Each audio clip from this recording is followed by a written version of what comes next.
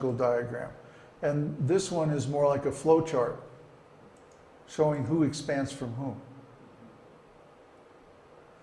They show different things. They illustrate, here this illustrates domains. That's why I called it domains as the title, you see. Domains means this is the material domain, and this is the spiritual domain, which is divided into two, Vaikuntha and Goloka. So they illustrate different things. Now all I've done here is taken the sections of Srimad Bhagavatam that describe these things and put them in a diagram format. That's all I've done. And I'm sure if you go through you could find, much more elaborate ways of showing these same things. There are a lot of hidden relationships among all these things. It's much too complex to show in an ordinary two-dimensional diagram. That was one of the compromises that I had to make when I was going through this material and preparing this course. How do I show all this, just on a flat piece of paper? You can't. So basically I had to leave out a lot of information. And you'll find even in the shlokas that I quoted earlier, there are plenty of things that apparently contradict this diagram, or any diagram that you could make. It's not possible to diagram all these complex spiritual relationships on a flat piece of paper. You just can't do it. But you can make approximate diagrams that give the idea or the concepts that allow you to put these things in some kind of order, or make a picture in your mind of how these different things go together. Is there a question? Yes? All these Vishnu expansions have Shakti too? Yes. All of these Vishnu expansions, Sankarshan has Lakshmi, Narayan also has Lakshmi, Garbhodakshay, Kshirada. We always see pictures of them with Lakshmi. Massaging the feet and like that. Yeah. I just didn't want to make this diagram too complicated, more than it already is. Like I said, I could have really, if I really wanted to go through every single verse and try to show it, oh boy. I mean, I'd have arrows coming off every which way. It would be too complicated to read. I just wanted to show the basic categories of the Vishnu expansion so that we can start to get an idea how the relationship between the material and spiritual worlds actually looks. Does the super soul also have Lakshmi? Yes, we are the Lakshmi. The super soul comes with every living entity. The super soul and the living entity are described like two birds in a tree. They're friends. The two birds are friends. So the watching bird is the super soul, and the eating bird is the living entity. One bird is eating the fruits of the tree, and there are two kinds, bitter and sweet. So the living entity is trying to taste the different experiences in the material world, material experiences. And the super soul is just watching. He's not tasting any of these fruits. He's just watching his friend, waiting for him to turn and serve him. So actually, you could say in a way that we are the Lakshmi, or the potency of the super soul. He comes and he actually operates this material body for us. We're not doing all this stuff.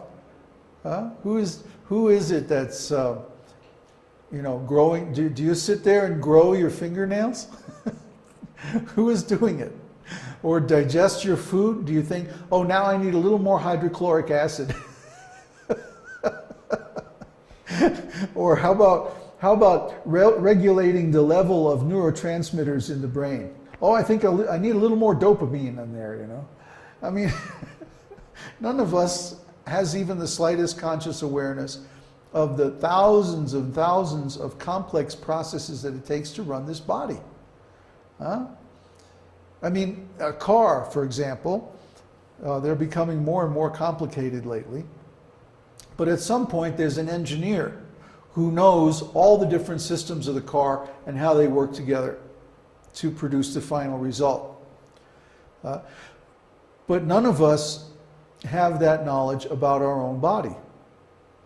We can't say, oh yeah, the autonomic nervous system and the voluntary nervous system are, they're working together at the lobes of the hippocampus and producing my metabolic. We don't know any of this stuff. We're just along for the ride. We're just sitting on the branch of the tree, like the little bird, eating the fruits. We don't know where the fruits come from or how the tree is growing them or any of that. That's all taken care of by the Lord. See? So he comes with us and he actually serves us in so many ways. And what are we doing? We're just thinking, I want this, I want that, I want to do this, I want to go there, I want. And we don't ever think of what he wants. Well, what does he want? He wants us to love him. He wants us to serve him because it's good for us. He doesn't benefit from it. He's already doing everything. He's already creating the whole material world and running this body for us and everything. So he's just waiting, giving us a chance at every moment to serve him. And when we engage in his service, then we get relief from this eating these different material fruits. Material consciousness, material qualities, material form. These are all temporary. They're all sour fruits. Prabhupada was saying in this lecture I was reading the other day or hearing, he says, people say in this material world there's good and bad, but actually it's all bad. Because everything we do, even so-called good, means we have to take another material body. Yeah? So even if we get a very nice material body, like that of a demigod, or something like that, we still have to go through birth, old age, disease, and death in this material world, and then rebirth and so on. Horrible. So better that we don't engage in any material activity, that we only engage in spiritual activity. And in that way, we earn release from this material existence, and we go back to our normal existence in the spiritual world. Where we experience, instead of material experience, we have spiritual experience, Sat, Chit, Ananda. Yes, Uruva? Is the concept of Shakti similar to spouse? Very similar. I mean, sort of similar. Spouse means that two people in the material world come together for a temporary relationship. I mean, they're supposed to be lifetime partners and all that, It's some perverted reflection of the idea of Shakti. What is Shakti? Shakti means energy. Just like that? Yeah, it means like the sunshine and the sun. The sunshine is the Shakti and the sun is the Shaktiman, or the source of that energy. Similarly, the Lord is the source and his energies emanate from him. That's why I did the chart like this. Instead of showing that the energies are expansions of Radha, even though in some sense they are. Actually, they are the energies of the Lord in his different expansions.